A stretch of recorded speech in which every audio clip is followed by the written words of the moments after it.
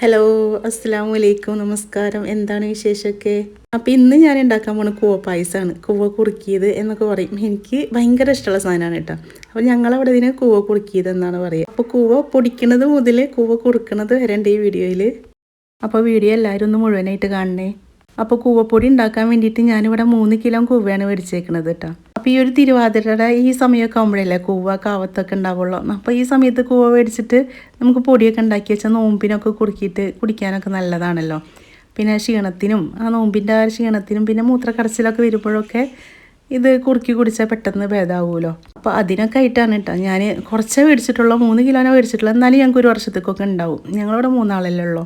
അപ്പോൾ അതിൻ്റെ പുറത്തത്തെ തൊലിയൊക്കെ ഉമ്മയാണ് നന്നാക്കി തന്നത് കേട്ടോ. പിന്നെ നന്നായി കഴുകി. പക്ഷെ കഴുകിയാലും അതിൻ്റെ ഈ ഒരു സാധനമൊന്നും അങ്ങനെ വൃത്തിയായിട്ട് പോവില്ല. അതിന്മേൽ കറ പിടിച്ച പോലെ. എന്നാലും നന്നായിട്ട് കഴുകി എടുത്തിട്ടുണ്ട്. അപ്പോൾ അതിൻ്റെ 2 സൈഡിലത്തെ ആ ഒരു ഭാഗമൊക്കെ മുറിച്ച് കളഞ്ഞിട്ട് ചെറിയ കഷ്ണങ്ങളാക്കിയിട്ട് നമ്മൾ മിക്സിയിലിട്ടിട്ടാണ് കേട്ടോ അത് അരച്ചെടുക്കണത്. ഉമ്മയുടെ കാലത്തൊക്കെ ഇത് ഉരലിലിട്ടിട്ട് ഇടിച്ചെടുക്കുക അത്ര ചെയ്യുക. അപ്പോൾ നമുക്കിപ്പോൾ എല്ലാ സൗകര്യങ്ങളും ഉണ്ടല്ലോ അല്ലേ. അതുകൊണ്ട് കുറേ കാര്യങ്ങൾക്ക് നമ്മൾ ഭാഗ്യം ചെയ്തവരാണ്. പക്ഷേ ഉമ്മ പറയും അപ്പോഴത്തെ ആ ടേസ്റ്റൊന്നും ഇപ്പോഴത്തെ സാധനങ്ങൾക്ക് ഇല്ലയെന്ന്. അതും ശരിയാവും. അന്നൊക്കെ കല്ലിലിട്ട് കുത്തിയിട്ടൊക്കെ അല്ലേ ഇവരുണ്ടാക്കുക. ഇപ്പം നമ്മളെന്താ ഉമ്മ പറയണ സ്വിച്ച് ഇടുക, ഓണാക്കുക, നമുക്ക് കാര്യം കഴിഞ്ഞു. അത്ര പണിയല്ലുള്ളൂ. അപ്പോൾ അത് ചെറിയ കഷ്ണങ്ങളാക്കിയിട്ട് നമുക്ക് മിക്സർ ജാറിലിട്ടിട്ട് അടിച്ചെടുക്കാൻ വേണ്ടിയിട്ടല്ലേ. അപ്പോൾ അത് പെട്ടെന്ന് അടിഞ്ഞ് വരികയൊക്കെ ചെയ്യും കേട്ടോ.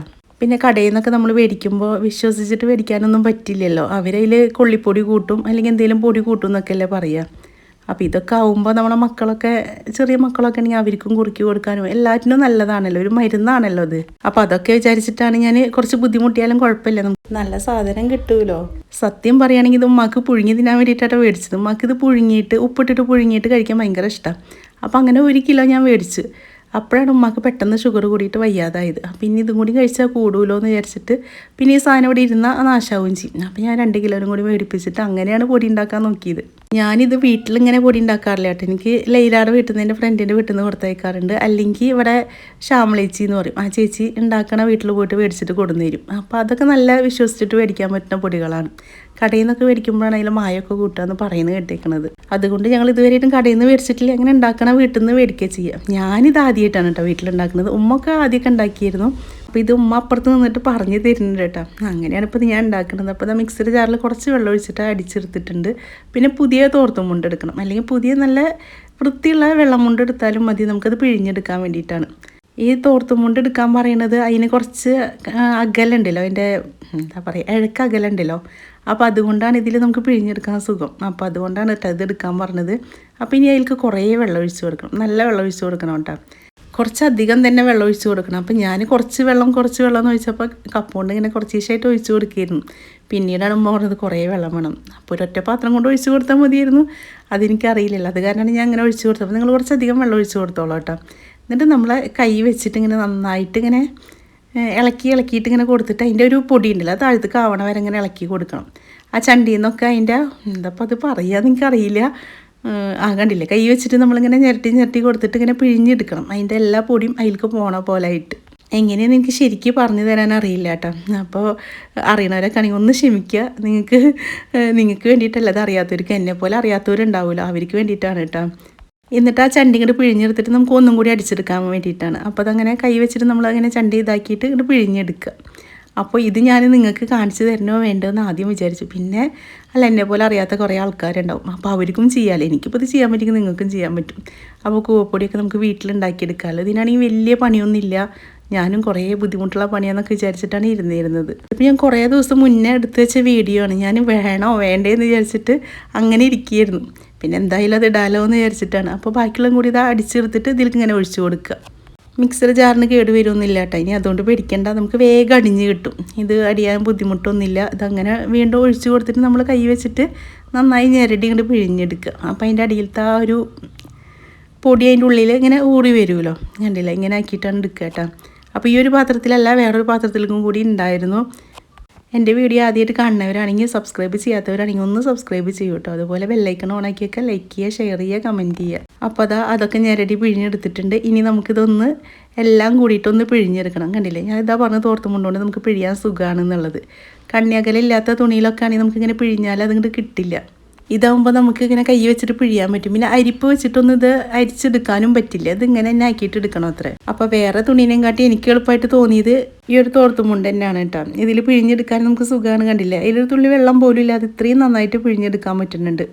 അപ്പോൾ എല്ലാ കൂവി ഇതേപോലെ അടിച്ചിട്ട് നമ്മൾ പിഴിഞ്ഞെടുത്തിട്ടുണ്ട് കേട്ടോ. ഇനി ഒരു കയ്യിൽ വെച്ചിട്ട് നന്നായിട്ടൊന്ന് ഇളക്കി കൊടുക്കുക. ഇപ്പം തന്നെ അതിൻ്റെ പൊടിയൊക്കെ അതിൻ്റെ അടിയിൽ ഇങ്ങനെ ഊറിയിട്ടുണ്ടാവും. അപ്പോൾ അതെല്ലാം കൂടിയിട്ടൊന്ന് നന്നായിട്ട് ഇളക്കി കൊടുക്കുക. ഒരു കയ്യിൽ എന്തെങ്കിലും വെച്ചിട്ട് നന്നായിട്ടൊന്ന് അടി തട്ടിയിട്ടൊന്ന് ഇളക്കി കൊടുത്താൽ മതി. ഇനി അത് അടച്ച് വെക്കുക. അപ്പോൾ ഈ ഒരു ചെമ്പിലല്ല കേട്ടോ, എനിക്ക് വേറൊരു പാത്രത്തിലും കൂടി ഉണ്ടായിരുന്നു. ഇതപ്പോൾ നമ്മൾ കുറച്ച് കഴിഞ്ഞിട്ട് ഒരു പിറ്റേ ദിവസം, ഞാൻ രാത്രി ആകുമ്പോഴാണ് ഇതാ ആക്കി വെച്ചത്. പിറ്റേ ദിവസം ഇതാ ഈ ഒരു കളറായിട്ടുണ്ട് കേട്ടോ വെള്ളം. അപ്പോൾ അത് കളഞ്ഞു. എന്നിട്ട് പിന്നെ കുറച്ചൊരു പ്രാവശ്യം കൂടി വെള്ളം ഇങ്ങനെ ഊറാൻ വെച്ചിട്ട് കളഞ്ഞിട്ടുണ്ടായിരുന്നു. അത് വീഡിയോ എടുക്കാൻ മറന്നു. അതൊരു 4-5 മണിക്കൂർ കഴിഞ്ഞിട്ടാണ് കേട്ടോ. അപ്പോൾ 2 പ്രാവശ്യമാണ് അങ്ങനെ വെള്ളം കളഞ്ഞിട്ട് എടുത്തിട്ടുണ്ടായിരുന്നുള്ളൂ. അത് മൂന്നാമത്തേൽ ഈ ഒരു കളറായിട്ട് കിട്ടും കേട്ടോ. അപ്പോൾ നമ്മൾ ഇങ്ങനെ വെള്ളം കളയണതിനനുസരിച്ചിട്ട് അങ്ങനെ ഇളക്കിയിട്ട് കളയരുത് കേട്ടോ. ഇതിൻ്റെ അടി ഇങ്ങനെ ഇളക്കിയിട്ട് നമ്മൾ വെള്ളം കളയരുത്. വെള്ളം ഇങ്ങനെ ഊറ്റി കളയാനേ പാടുള്ളൂ. ഇളക്കിയിട്ട് കളയുകയാണെങ്കിൽ അതിൻ്റെ അടിയൊക്കെ പോകട്ടെ. അപ്പോൾ നമുക്ക് പൊടി കിട്ടില്ല. അപ്പോൾ രണ്ടാമത് വെള്ളം ഒഴിക്കുമ്പോൾ ഒന്നും കൂടി വെള്ളത്തിൻ്റെ കളറിന് മാറ്റം ഉണ്ടാവും കേട്ടോ. മൂന്നാമത് ഒഴിക്കുമ്പോൾ കുറച്ചും കൂടി വെള്ളത്തിന് ഒരു വെള്ള കളർ ഉണ്ടാവും. പക്ഷെ അതൊക്കെ ഞാൻ വീഡിയോ എടുക്കാൻ മറന്നുപോയി. അപ്പോൾ ഇതാ ഇതിലത്തെ അതൊക്കെ അതിലേക്ക് എടുത്തിട്ടിട്ടുണ്ട്. ഇനി അടുത്ത പാത്രത്തിൽ നമ്മൾ ഊറാൻ വെച്ചിട്ടുണ്ടായിരുന്നല്ലോ. അപ്പോൾ അതും കൂടി ഊറി വന്നിട്ടുണ്ട്. അപ്പോൾ അതിനി മറ്റേ പാത്രത്തിലേക്ക് തന്നെ ഇട്ട് കൊടുക്കുക. രണ്ടും കൂടി ഒരുമിച്ച് ഇട്ട് കൊടുക്കുക. കുറച്ചല്ലേ ഉള്ളൂ. അപ്പോൾ ഇനി കൈ കൊണ്ട് ഇങ്ങനെ നമുക്ക് പറ്റാവുന്ന പോലെ ഒരു കട്ടൊക്കെ ഒന്ന് ഇതാക്കിയിട്ട് നമുക്ക് ഉണക്കാൻ വെക്കാൻ വേണ്ടിയിട്ടാണ്. അപ്പോൾ ഇപ്പോൾ കട്ടൊന്നായിട്ട് അങ്ങനെ ഉടഞ്ഞ് വരില്ല കേട്ടോ. നമ്മളിത് ചെറിയ ചെറിയ പീസുകളാക്കിയിട്ട് നമുക്കത് വെയിലത്ത് വെച്ച് ഉണക്കാനുള്ളതാണ്. അപ്പോൾ അത് ആ പീസുകളൊക്കെ ആക്കിയിട്ടുണ്ട്. അല്ലെങ്കിൽ അതിങ്ങനെ ഉണങ്ങി വരില്ലല്ലോ, പെട്ടെന്ന് ഉണങ്ങാൻ വേണ്ടിയിട്ടാണ് കേട്ടോ. ആ പാത്രത്തിൽ നിന്ന് വിട്ട് വരാൻ വേണ്ടിയിട്ട്. ഇനി നമ്മൾ പിഴിഞ്ഞ തോർത്തുണ്ടല്ലോ, അപ്പോൾ അത് നന്നായി കഴുകിയിട്ട് അതുകൊണ്ട് തന്നെ മൂടി വെച്ച്, അല്ലെങ്കിൽ അതിലേക്ക് പൊടിയൊക്കെ കയറുമല്ലോ. കാറ്റുകാലമാണ്. പിന്നെ രണ്ടാമത് ഇതിലേക്ക് എന്തായാലും കച്ചറകളും ഇതൊക്കെ വന്ന് വീഴുമല്ലോ. അപ്പോൾ തോർത്തുമുണ്ട് അല്ലെങ്കിൽ ഏതെങ്കിലും ഷോളൊക്കെ വെച്ചിട്ട് നമുക്ക് മൂടിയിട്ട് ഉണക്കാൻ വെക്കാം. അപ്പോൾ ഇതാ 4-5 ദിവസം ഉണക്കിയിട്ട് ഇതാ ഇത്രയാണ് കേട്ടോ പൊടി കിട്ടിയേക്കുന്നത്. അപ്പോൾ ഇത് 250ൻ്റെ കപ്പല്ലേ, അതുകൊണ്ടൊരു 1.5-1.25 കപ്പോളം കിട്ടിയിട്ടുണ്ട്. കണ്ടോ, ഇത്രയാണ് കിട്ടിയിട്ടുള്ളൂ. എന്നാലും നമ്മൾ കഷ്ടപ്പെട്ടതിനുള്ള കാര്യം ഉണ്ടായില്ലോ, നാശാവാതെ അത് ഇത്രയും പൊടി കിട്ടിയില്ല. അപ്പോൾ എനിക്ക് ഭയങ്കര സന്തോഷമായിട്ടാണ്. പിന്നെ ഈ നോമ്പൊക്കെ ആയാലും നമുക്ക് ഇടയ്ക്കൊന്ന് കുറുക്കിയെടുക്കാമല്ലോ. നോമ്പിന് ഇതേപോലെ അല്ല, വേറെ സൈസിലാണ് കുറുക്കിയെടുക്കുക. അപ്പോൾ കൂവ പായസം ഉണ്ടാക്കാൻ വേണ്ടിയിട്ട് ഇതാ 4 അച്ച് ശർക്കരയാണ് ഞാൻ എടുത്തത്. അപ്പോൾ ഉമ്മക്ക് ശർക്കര ചായ കുടിക്കണം അത്ര. അപ്പോൾ എന്തായാലും ഒരു അച്ചും കൂടി കൂടുതൽ ഇട്ടിട്ടുണ്ട്. അപ്പോൾ വെള്ളം തിളപ്പിച്ചാലേ ഇന്ന് വെള്ളം കൊണ്ട് മാറ്റിയെടുക്കാമല്ലോ വിചാരിച്ചിട്ട് 4 അച്ച് ശർക്കര ഇട്ടാൽ മതിയിട്ടാ. ഞാൻ അല്ല, നിങ്ങൾക്ക് മധുരത്തിനനുസരിച്ചിട്ട് ഇട്ടാൽ മതി. എനിക്ക് ഈ കൂവ പായസത്തിൽ നല്ല മധുരം വേണം. എന്നിട്ട് അത് ഉണ്ടാക്കിയതിന് ശേഷം ചൂടാറിയിട്ട് ഞാനത് ഫ്രിഡ്ജിൽ വെക്കുകയും ചെയ്യുക. അപ്പോൾ ഫ്രിഡ്ജിലൊക്കെ വെച്ചിട്ട് തണുത്ത് വരുമ്പോൾ ഒന്നും കൂടി മധുരം കുറയുമല്ലോ. അപ്പോൾ അത് കാരണമാണ് 4 അച്ച് ശർക്കര ഇട്ട്. നിങ്ങൾക്ക് ആവശ്യത്തിനുള്ള ശർക്കര ഇട്ടാൽ മതി കേട്ടോ. കൂവ കൊടുക്കാനൊക്കെ നിങ്ങൾക്ക് അറിയും. ഞാൻ എന്തായാലും ഇത് കൂവപ്പൊടി ഉണ്ടാക്കിയതല്ലേ, അപ്പോൾ അത് കൊടുക്കണം കൂടി ഇടാലോ എന്ന് വിചാരിച്ചിട്ടാണ് അങ്ങനെ എടുത്തത് കേട്ടോ.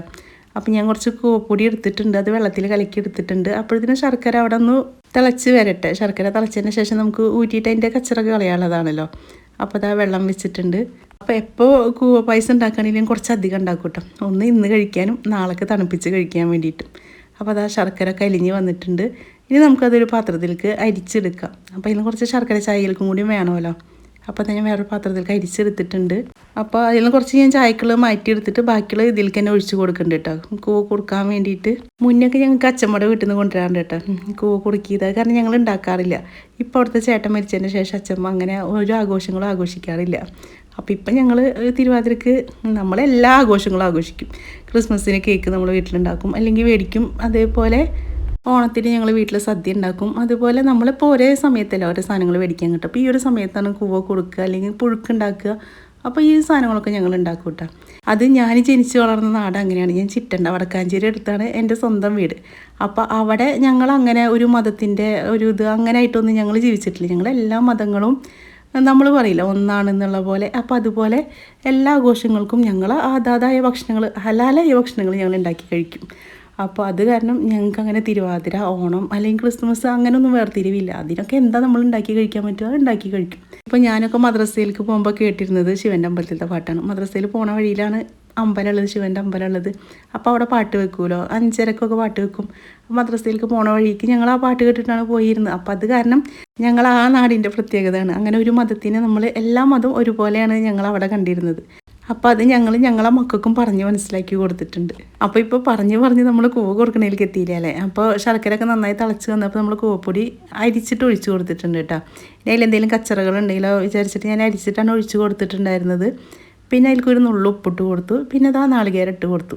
നാളികേരം എന്ന് പറഞ്ഞാൽ നമുക്ക് ചള്ള് നാളികേരം കിട്ടില്ലേ, ഇളനീരൊക്കെ പോലത്തത്, അതാണ് ഇട്ട് കൊടുക്കേണ്ടത്. ഇത് നല്ല മൂത്ത നാളികേരം ഉണ്ടായിരുന്നു. അപ്പോൾ ഉള്ളത് വെച്ചിട്ട് ഉണ്ടാക്കിയെടുത്തു. അപ്പോൾ എനിക്ക് നന്നായി കുറുകിയതാണ് കേട്ടോ ഇഷ്ടം, നമ്മൾക്ക് കുറുകാത്തതാണ് ഇഷ്ടം. അപ്പോൾ ഞാൻ ഇതിൽ കുറച്ചും കൂടി മാറ്റി വെച്ചു. എന്നിട്ട് ഞാൻ കുറച്ചും കൂടി പൊടി ഇട്ടിട്ട് നന്നായി കുറുക്കിയെടുത്തു. ഉമ്മക്ക് പായസം പോലെ ഗ്ലാസ്സിൽ ഒഴിച്ചിട്ട് കുടിക്കാനാണ് ഇഷ്ടം. എനിക്കിത് ഇങ്ങനെ നല്ല കട്ടിയിലായിട്ട് നമ്മൾ സ്പൂണൊക്കെ വെച്ചിട്ട് കോരി ഇങ്ങനെ കഷ്ണം കട്ടായിട്ട് കിട്ടുമല്ലോ, അങ്ങനെയായിട്ട് കഴിക്കാനാണ് കേട്ടോ ഇഷ്ടം. അപ്പോൾ ഞാൻ രണ്ടും ആക്കിയിട്ട് എടുത്തു. അപ്പോൾ എൻ്റെ വീഡിയോ ഇഷ്ടപ്പെടുകയാണെങ്കിൽ സബ്സ്ക്രൈബ് ചെയ്യാത്തവരൊക്കെ ഒന്ന് സബ്സ്ക്രൈബ് ചെയ്യുക. അപ്പോൾ ഇൻഷാ അല്ലാഹ് ഇനി നല്ലൊരു വീഡിയോ ആയിട്ട് നമുക്ക് അടുത്ത ദിവസം കാണാം.